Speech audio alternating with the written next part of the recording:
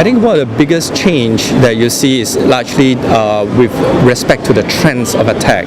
So traditionally, for example, a lot of the financial attacks were targeting the lower chain, which is for example, the retails, right? You see Target, you see Home Depot, you see a lot of the outward that's outside the bank.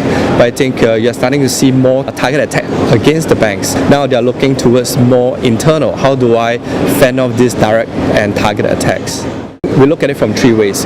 From a technology perspective, there's some gaps because most of the security technologies that's put in place were conceived of in the early 2000s. So think about your antivirus, IDS, IPS, your SIM.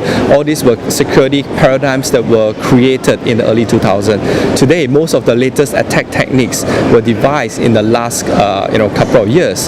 So if you are using weapons from 15 years ago to fight weapons that are developed today, you're not going to be very successful. So I think there's going to be a huge uptick in how we leverage on what kind of technologies, right? Improvement in our practices on how we leverage technologies effectively in the defense, and likewise the regulations need to adapt towards the new threats. So I think first is that I believe APT is a style. That means it's a way to, in the past, it's predominantly done by nation state, right? APT is associated to nation-sponsored type of attack.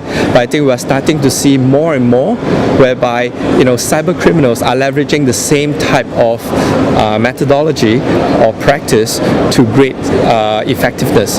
And because they are effective, they are making good headways, they're getting more traction, they're making more money, there's no reason to expect them to stop. So if I were to make a prediction, I think this space will continue to grow, right? As it stands today, cybercrime is the most lucrative business in the so-called unorthodox world in US. As my president for RSA once spoke, right? As FBI said, there's more money to be made. It's more profitable to be in cybercrime than to be in drug trafficking. So I think that validates the business. I think regulations are general enough that they suffice for what it does, but from a practice and technology and infrastructure, I think there's a lot of gaps that we need to cross.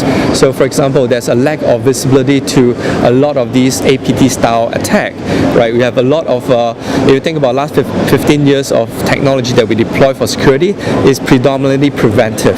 There's limited amount of technology or practice that goes into the detection, monitoring, and the response towards an APT style attack, whether is it from nation state or cyber criminals.